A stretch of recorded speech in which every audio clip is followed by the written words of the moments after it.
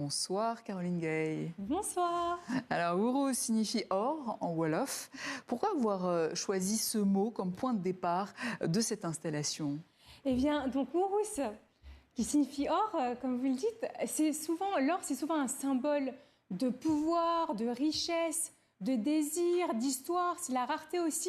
Et nous, dans Urus, on a voulu l'aborder d'un point de vue de la valeur, de la perception. Voilà. Alors, vous dites que la valeur dépend des conditions du regard, je vous cite. Alors, oui. est-ce une critique de notre société contemporaine et de sa manière de hiérarchiser les choses, les êtres même? C'est pas une critique, mais c'est en fait une invitation à peut-être penser différemment, par un différent prisme. Par exemple, nous, de penser Urus par le prisme de la valeur, c'est quelque chose de différent. Et en fait, le parcours de l'installation, il est important pour le visiteur parce que sa position va changer la perception de ce qu'il regarde. Oui, donc, parce que vous invitez le visiteur à se déplacer, à changer d'angle, à chercher. Pourquoi est-ce important que le corps du spectateur fasse partie intégrante de votre exposition, de votre exploration ?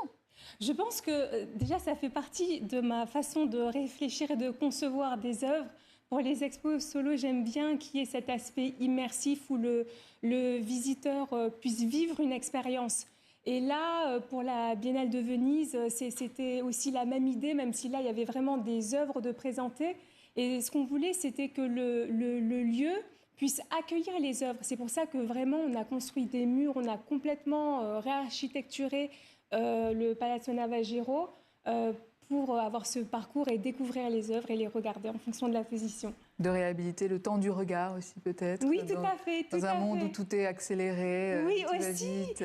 Oui, parce que le visiteur, il doit ralentir parce qu'il y a des miroirs, des surfaces réflexives et donc il faut qu'il s'oriente et obligatoirement il ralentit. Justement, vous travaillez avec le laiton, le bronze, les polymères, les miroirs qui créent des jeux de transparence et de reflets. Qu'est-ce que vous cherchez à provoquer chez le visiteur avec cette instabilité visuelle? Bon, alors, tout tourne autour de la perception. Et en fait, ça fait découvrir d'autres choses. Par exemple, sur ce que vous voyez là, vous voyez toutes les ombres. Je trouve que les ombres, c'est tellement intéressant dans une œuvre.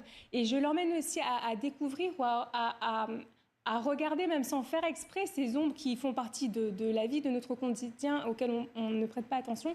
Mais là, elles font vraiment partie de l'œuvre.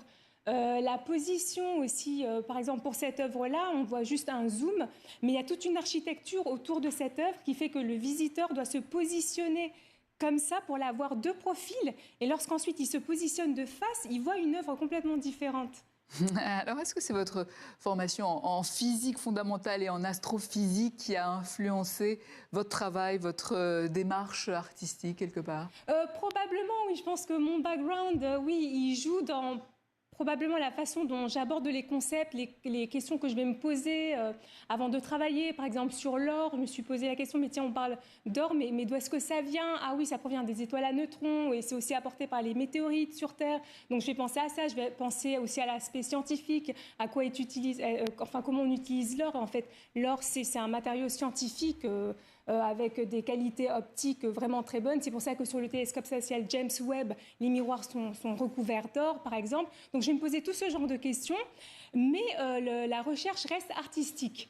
Donc je mêle les deux, mais la recherche reste artistique. Alors, à travers l'or, à travers Urus, est-ce que l'idée c'est aussi de parler des ressources africaines de l'or, de leur exploitation et de la manière dont cette valeur a souvent été définie ailleurs que sur le continent? Oui, tout à fait, parce que bon, déjà au Sénégal, on a de l'or. Et nous, par le prisme de la valeur, en fait, ça nous permet d'aborder différents axes qui sont liés à l'or. Donc, il y a l'axe historique, il y a l'axe astrophysique, il y a l'axe géopolitique, économique, social. Il y a vraiment plein de choses qu'on peut développer. Et après, libre aussi aux visiteurs de s'approprier ensuite l'exposition, l'œuvre et tous les différents axes à explorer. Alors, quels sont les retours que vous avez jusqu'à maintenant de ces visiteurs, justement? Ah, les retours sont extrêmement positifs. Ils aiment ce lieu parce que c'est différent de ce qu'ils voient en fait. Et les retours sont extrêmement positifs, autant sur les œuvres, sur l'architecture, parce que la scénographie, c'est moi qui l'ai faite. Hein. Ça vient aussi de ma façon de penser. Et vraiment, les retours sont extrêmement positifs. On est super contents. Alors, le Sénégal occupe une place importante sur la scène artistique mondiale. Que représente pour vous le fait de porter les couleurs du pays à Venise? Alors, c'est un grand honneur, une grande responsabilité de représenter son pays comme ça à la Biennale de Venise. Et vraiment, on a tout fait pour représenter dignement le pavillon Sénégal avec ce concept Ourous. Caroline Gaye, merci. Donc, je rappelle votre exposition Ourous, c'est à découvrir à la 61e Biennale de Venise jusqu'au 22 novembre prochain. Merci.